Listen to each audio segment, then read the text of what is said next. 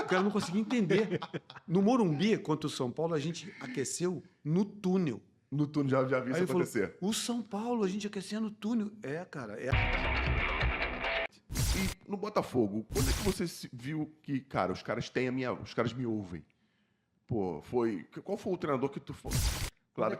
Quando é que você foi lá pro Botafogo? Você foi logo depois do Fluminense? Então, eu saí do Fluminense e fui pro Botafogo. Em 99 eu fui pro Botafogo.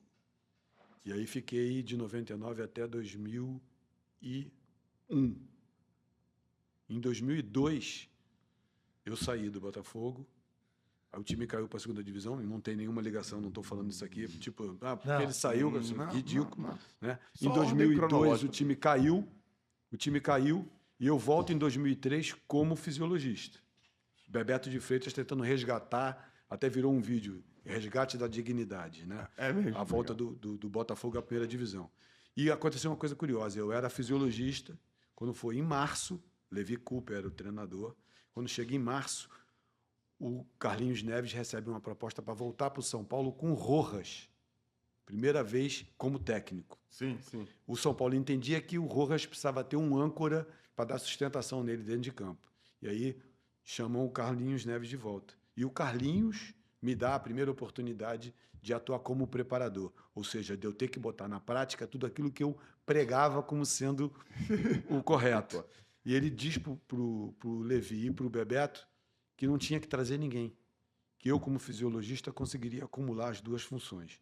Só subiam dois naquela época. Sim. Subiu o Palmeiras e Botafogo. E brigaram até o fim ali para ver quem ia ser campeão. E aí eu fiz a fisiologia e a preparação física em todo o ano de 2003, quando o time subiu para a primeira divisão.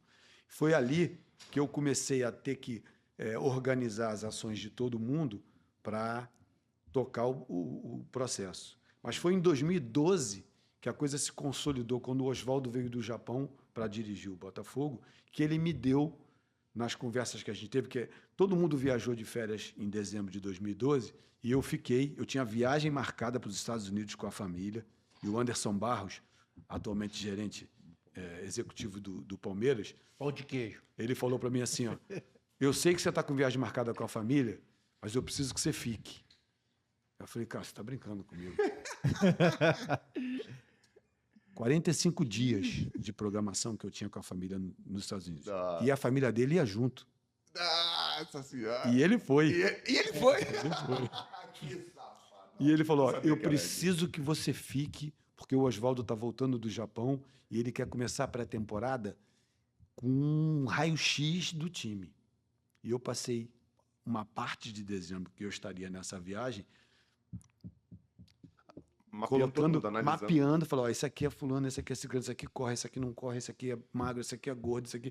Tudo que ele precisava saber. Esse aqui aguenta os 2 tempos, esse aqui não aguenta. Tudo que ele precisava saber de informação fisiológica, comportamental, a gente passou. Tudo.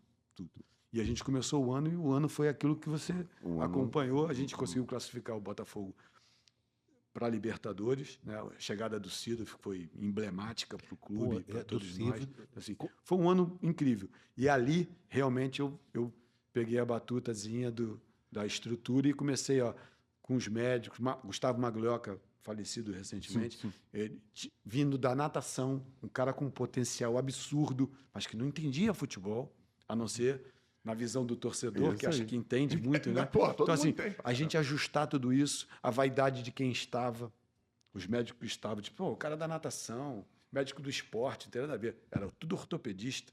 Né? Lida com o mesmo corpo humano. Mas ele era o primeiro cara de medicina do esporte. Entendeu? Entendi. E aí, assim, a gente enxergava que ele tinha um papel legal para cumprir, porque ele é mais sistêmico, ele consegue ver o corpo, ele não vê a estrutura. Quando você vai no ortopedista, o cara fala, de maneira geral, você está com problema no joelho, ele vai mexer no joelho. Entendi. Se o joelho está sofrendo algum problema da cadeia muscular que vem do ombro de cima para baixo ou de baixo para cima, que a gente chama de ascendente e descendente, né? O pé, o cavo, o pé plano, o cara vai mexer no joelho. Né? Ele é mais cartesiano, ele olha aquele pedacinho ali e vamos cuidar desse pedacinho.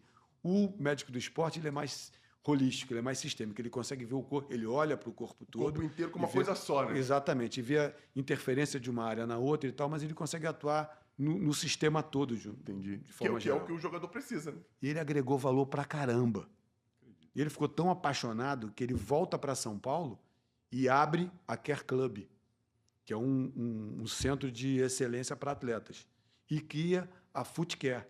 E vai para dentro do Palmeiras com a Footcare, que é a Care Club voltada para o futebol. E aí eu vou para o Palmeiras com o Oswaldo e puxo ele da base para o profissional para atuar com a gente. A gente toca aí a história do Palmeiras, que você também conhece, de 15 para frente. Quando as coisas acontecem, é jogar cordinha, né? Pá, esse cara aqui vem comigo, faz isso e vai... Começa no network. É isso aí. E se sustenta pela competência. Perfeito, é isso aí. Só que a galera não entende muito isso. Acha que o cara tá lá pela network, não é. É isso aí. O idiota, o incompetente, ele pode até se manter se ele babar ovo, porque a meritocracia não é uma coisa muito assim, presente no Brasil de uma maneira geral. Não é só no futebol. As grandes corporações também. Mas a entrada nesses processos sempre é pelo network, pelo conhecimento. Isso. A manutenção é a competência. É diferente. Fala um pouquinho do Botafogo antes, porque esse Botafogo mudou um pouquinho o patamar, eu acho, do futebol brasileiro, porque já vinha de alguns anos momentos difíceis, ganhava o Carioca, mas em relação à parte mais nacional, a disputar nacionalmente, havia muito tempo que o Botafogo não disputava. E esse Botafogo, tu acha que a vinda do Seedorf foi determinante para isso acontecer? Porque, cara, já vieram caras incríveis jogar, estrangeiros, mas o Seedorf, quando ele veio, na época, ele era um ícone, né? Um cara tricampeão da Champions League por times diferentes, um cara que falava não sei quantas línguas, foi casar com uma brasileira, não sei nem se é casado, mas foi casar com uma brasileira. E o Botafogo trouxe o Seedorf, que foi até uma surpresa para todo mundo. E o Anselmo gosta de falar um negócio que você falou para ele do Seedorf, caramba, porque dos níveis de força, quando você recebe um cara desse que totalmente diferente de tudo, como é que foi para você, né? Cara, para as pessoas poderem entender o que isso representa, eu acredito muito em egrégora. Egrégora. O que é egrégora? Egrégora é assim, o astral, o ambiente que se cria a partir disso. Exemplo, você chega numa churrascaria rodízio, ninguém chega falando baixo. Porque a egrégora do local tem sangue, tem o garçom vindo correndo, esbarrando nos outros. Então, você fala alto. Você fala alto, né? Então, se você não fala alto, você não consegue conversar com o cara que está na mesa contigo. Sim. Porque o cara da mesa do lado está gritando mais do que você. Verdade. Se tu chega num restaurante vegetariano, é o contrário. É o cara com aquela visão... ele tá zen, aí você já precisa falar baixinho, porque se você falar alto, o cara da mesa do lado já olha e fala, pô, esse cara aí, por que esse barulho todo? É egrégora, né? Egrégora, aprendi. Igreja. Mesmo você não sendo religioso, você entra, você não chega falando alto. Por quê? Porque o ambiente pede respeito, né? Evocação a uma divindade, seja ela qual for. Isso tudo, para mim, é egrégora. Quando você traz um 300 de Esparta, você traz um Seedorf para dentro de uma estrutura, que o cara fala, ô, irmão, não é assim que amola a faca, não, cara. É assim, ó. Ô, dá mais brilho no teu escudo, que quando o sol bater, esse escudo vai refletir no adversário e a gente ganha o cara. O cara traz uma série de minúcias, de detalhes do cara que é guerreiro, que acredita que vai vencer. Não quer nem saber se tem 3 mil do outro lado, 5 mil. Meu irmão, eu sou um 300 de Esparta. Não quero saber dos outros. Eu vou empurrar. Entendeu? Então ele chega com essa mentalidade, ele cria. O Oswaldo chegou com essa mentalidade. Ganhou 8 títulos em 5 anos no Japão. Foi o maior fenômeno brasileiro dentro do Japão. Ele chega com a mesma mentalidade. Eu era uma voz dissonante, que eu sempre acreditei que era possível fazer. Eu era surdo para as coisas. Não tenta. No Palmeiras foi assim. Pô, não, eu já fiz 300 listas de equipamento, isso não vai dar certo, não. Vamos fazer, vai dar certo. E aí chega um Seedorf, chega um Oswaldo, né? Chega um Anderson Barros, sem dinheiro, fala, vamos fazer. Quando ele olha, pô, eu não tenho os 300 de Esparta, mas já tenho 7. Tenho 7. Vamos para dentro. Né? Então, isso vai mudando a mentalidade das pessoas, né? E vai fazendo com que as pessoas assim, pô, esse cara não... Eu achava que ele era maluco. Já tem 7 malucos aí nessa parada. 7 doidos junto com ele. 8 comigo, meu irmão, 9, vem, 10. Daqui a pouco tu tem 30. E o futebol tem aquele negócio do resultado, né? Que, infelizmente, determina algumas coisas. Sim. E vocês começaram a ter resultado. Aí, cara, aí você não consegue mais saber o que é causa e efeito. É isso aí, As coisas vão dando juntas, né? Verdade. Quando você vê, chegou. Ninguém espera, chega. Chega. Por causa disso. Tu lembra de alguma mudança específica que vocês fizeram que iniciou alguma outra mudança? Porque é igual o hábito, né? Tu tem um hábito angular que você faz um e ele vai adquirindo outros. Pô, ó, a gente... Eu já ouvi a história da água, né? Que o Sidorf não queria água gelada no... Isso. Nem ar-condicionado Nem ar-condicionado no ônibus. Não, teve... Eu tava no Madureira, num jogo lá em Madureira. Eu vou falar isso de novo. Vai falar que você que expulsou o Sidorf. Eu que- Ele bota aí, tá no currículo. Não. Tá no DVD dele. Não, eu não expulsei. Eu que infernizei o ouvido do árbitro para os caras falando isso. Alguém falou que na ida para Madureira e Bangu e Botafogo em Bangu. Campeonato Carioca, início do ano, verão. Como é que é lá? Então, a gente preparou o Sidorf dentro do ônibus. Meu irmão, Queria enfrentar. fica calmo. Ó, tu não tá indo pro estádio do Real Madrid, né? Tu tá indo pra Madureira, tu tá indo pra Bangu. Não, mas não é possível. Quando chegou aquele... Não, cara, a gente é apaixonado por Bangu, Anselmo, eu sou de lá. Pô, a estrutura do vestiário não é como o cara tá acostumado. Onde eu vou aquecer? Ali. Não, ali é onde? Ali, embaixo dos chuveiros. Embaixo dos chuveiros? Não, como assim? O cara não conseguia entender. No Morumbi, contra o São Paulo, a gente aqueceu no túnel. No túnel já vi Aí isso ele falou, acontecer. o São Paulo, a gente aquecendo no túnel. É, cara, é aqui. Não adianta a gente ficar discutindo. Essa coisa do calendário brasileiro. É assim, meu irmão. Vamos nos preparar para ele. Eu não posso jogar daqui a 2 dias, eu tenho que descansar. Não, Vai ter que jogar. Entendeu? Então, tem umas coisas assim. E nesse jogo, eu falei para ele, você não vai jogar o jogo todo. Aí por quê? Meu irmão, vai estar um sol infernal. Você é um cara com uma tremenda de uma estrutura física. Um velocista, quanto dura a corrida de um velocista? 15 segundos, 10 segundos, 9, 8 segundos, se o cara for um monstro, né? Ele fica no sol 30 minutos. E um corredor de maratona dura 2 horas. Se ele for com a carcaça de um cara de 100, ele não aguenta. Não aguenta. Porque o raio de sol batendo, a dispersão de energia, é um negócio de maluco. Eu falei para ele, cara, você veio da Europa. Apesar de você ser de Suriname, você veio da Europa desde a infância. Você não vai aguentar isso aqui. A gente está fazendo isso para te preservar. Você é o Sidorf, meu irmão. Está todo mundo com uma expectativa muito alta em relação a você. Entendeu? Então, vamos estrategicamente te usar por um período do jogo. Você não vai... Eu vou... Não aguenta, cara. Não adianta.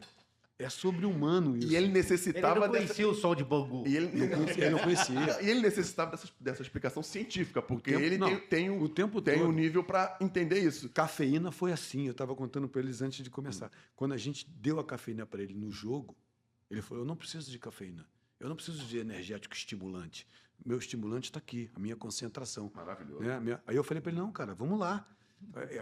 A cafeína que a gente está te dando é para te ajudar a manter a imunidade. Aí ele, onde você tirou isso? Eu falei, de um artigo científico. Eu quero ler esses artigos. E pediu e leu. Porra, tá maluco. E aí, dos 5 artigos que eu mandei para ele, 2 eram meus. Aí ele, Aí você que escreveu? Eu falei, é. Por que você não disse? Eu falei, você não deu tempo? Você já veio com os teus postulados prontos? Eu falei, pô, Não, que maneiro. a gente não quebra um dogma assim, né? Não. Devagar. Aí ele leu, fala pro nutricionista insistir comigo. Ele não falou, eu vou tomar. Ele falou, insiste. Porra, maneiro, cara. Monstro, Eu já cara. gostava desse cara, ainda conhece os limites ele é uma dele, pessoa né? Não, porque incrível. o cara sabe que é teimoso. Eu mando ele insistir porque eu vou relutar, mas Ele vai tomar. Vai ser bom E pra tomou. mim. E tomou. Não, e vai ser bom pra mim. O Anselmo brinca de que você mudou uns parâmetros de análise física depois que ele chegou. Conta um pouco pra gente. Então, para você poder pegar os dados físicos, né, massa muscular, gordura, estrutura óssea, você pega esses dados e plota, você desenha isso num gráfico. Sim, eu sei. Então você pega os 30 jogadores e coloca, chama-se somatocarta, que é uma distribuição espacial de onde o cara está. Se ele é muito forte, ele está próximo do vértice superior do triângulo. Se ele é muito gordo, ele está do lado esquerdo do triângulo, no vértice inferior. E se ele é muito ossudo, né, no caso tipo o Guga, Sim, né, sim, o tenista, sim. ele está do lado direito. Pra galera entender, até pra você direcionar o trabalho específico para cada um. Exatamente. É isso, Quem pra precisa galera de massa entender. muscular, quem precisa emagrecer e tal. Então para o atleta, inclusive, os símbolos são muito bons para você poder significar dados, né? Sim. Então, você colocava ali, numa somatocarta. Quando eu fiz a plotagem do time, ele não apareceu. Eu falei, pô, eu calculei errado. Eu fui olhar de novo, os dados estavam certos. Porque a escala ia de menos 10 a 10 no eixo de Y. E ele era 12. Ele tinha tanta massa muscular que ele ficou fora da escala. Aí eu tive que abrir a escala da somatocarta de 12 a menos 12. Na verdade, eu abri de 13 a menos 13 para ele aparecer no 12. Senão ele ficava fora da plotagem. Tinha alguém no 10?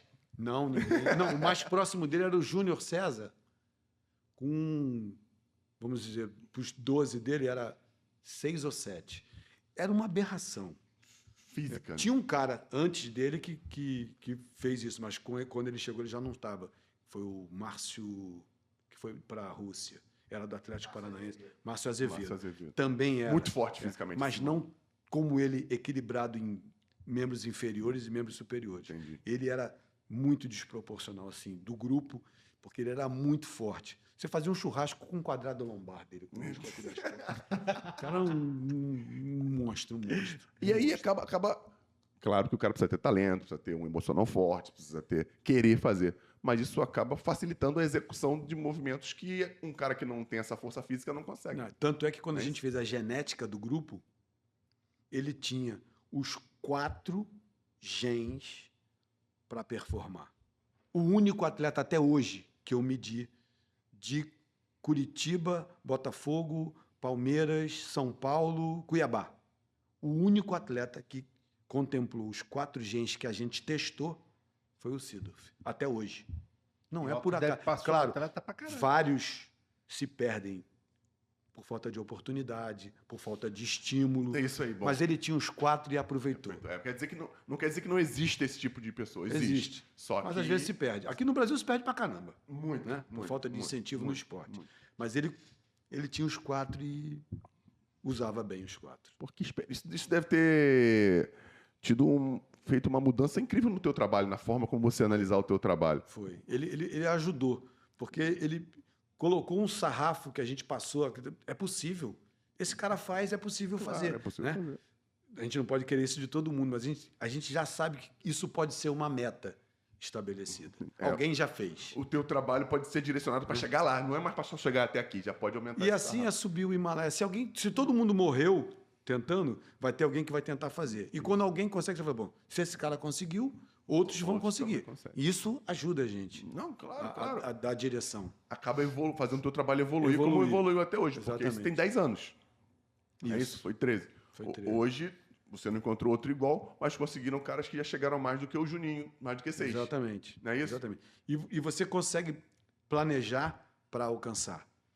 Né? E começa a buscar mais gente assim.